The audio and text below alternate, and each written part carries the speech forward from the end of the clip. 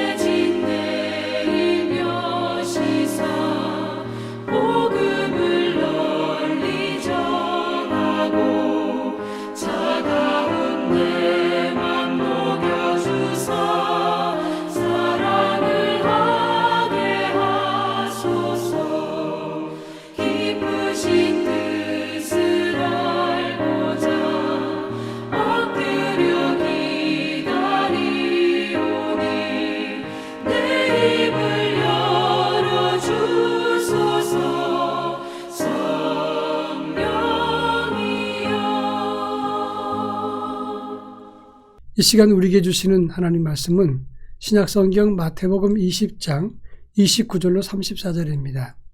마태복음 20장 29절로 34절 말씀을 한 절씩 교독합니다. 제가 전체를 읽겠습니다. 그들이 여리고에서 떠나갈 때에 큰 무리가 예수를 따르더라.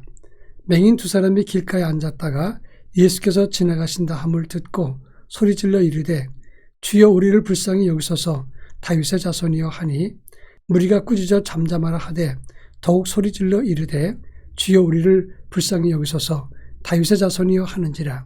예수께서 머물러 서서 그들을 불러 이르시되 너희에게 무엇을 하여 주기를 원하느냐. 이르되 주여 우리가 눈뜨기를 원하나이다.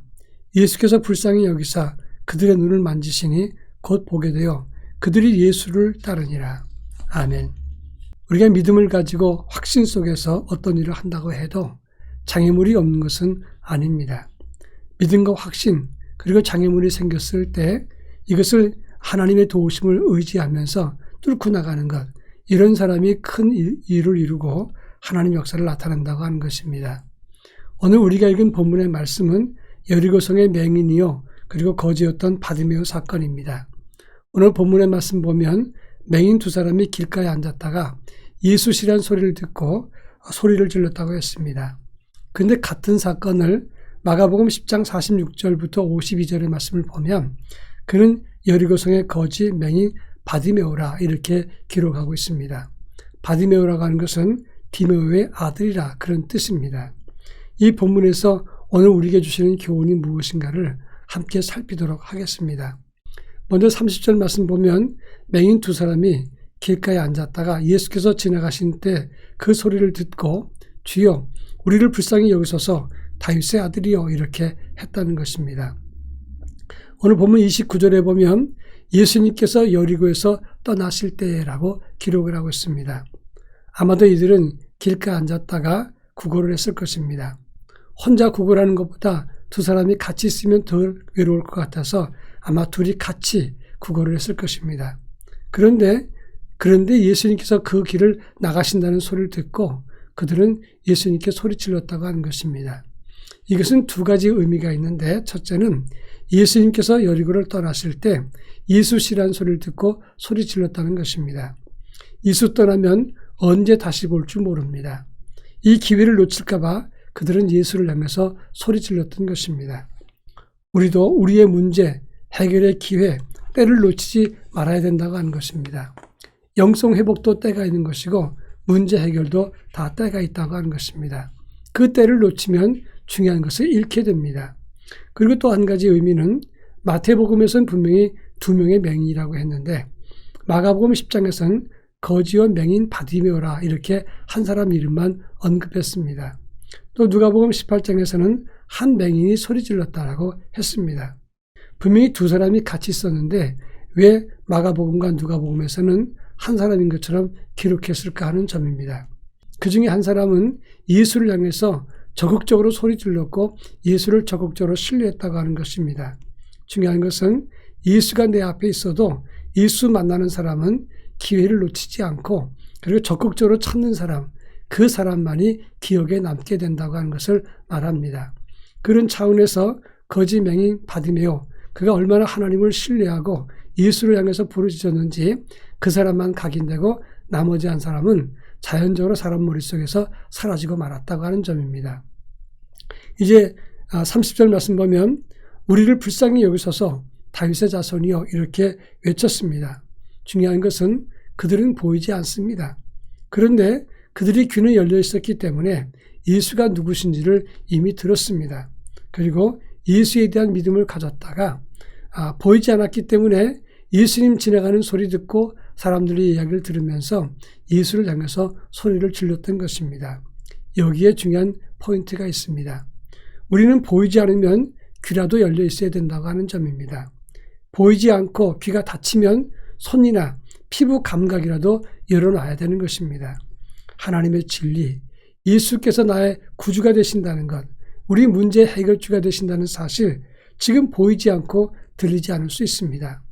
여러분, 절망과 시련과 아픔과 상처가 크면 주님이 내 곁에 있어도 보이지 않게 됩니다. 주님의 위로의 말도 들리지 않게 됩니다. 중요한 것은 지금 들리지 않고 보이지 않아도 어느 한쪽을 열어놔야 된다고 하는 것입니다. 그래야 보이지 않지만 귀가 열렸을 때 주님 소리를 듣고 주님을 향해서 부르짖었던 것처럼 우리가 절망과 고통과 상처 때문에 귀가 들리지 않고 보이지 않았을 때에도 우리는 어느 영성의 한 기관이라도 열어놔야 예수의 손길과 능력을 체험할 수 있게 된다는 점입니다. 이제 마지막으로 32절부터 33절 말씀을 보면 무엇을 원하느냐 이렇게 물었습니다. 그때 그들은 그는 눈뜨기를 원하나이다 라고 했습니다. 그는 거지요 가난하고 무시당하고 보이지 않는 비천한 인생으로 살았습니다. 이런 사람일수록 심리적으로는 한을 풀고 싶은 것이 많다고 하는 것입니다. 그러면 이제 거지로 살면서 평생 보이지 않는 장애인으로 살았을 때 가장 먼저 구할 것이 뭡니까? 돈 주세요. 권력 주세요. 여자 주세요. 이렇게 말할 수도 있을 것입니다. 그러나 그가 구한 것은 내 눈을 뜨게 해달라고 가장 중요한 것을 구했다고 하는 점입니다. 우리도 기도하면서 가장 중요한 것을 구해야 합니다. 여러분, 가장 중요한 것이 무엇이겠습니까? 예수 나의 주 되소서. 예수만 있으면 된다고 고백을 할 수 있어야 됩니다. 어린아이는 엄마만 있으면 모든 걸 구하지 않습니다. 엄마만 있으면 충분하기 때문입니다. 우리가 영의 눈을 뜨고 예수 나의 구주 되시고 예수 나의 모든 것 되시옵소서 이렇게 구하는 믿음과 영성을 가져야 하는 것입니다. 예수님이 나의 친구 되시고 구주 되시고 우리 주 되시면 그럼 우리 모든 것을 순간에 해결할 수가 있게 되기 때문입니다. 다 같이 기도합니다. 영의 눈을 열어서 오직 주만 바라보게 하옵소서 기도할 것입니다. 기도합니다.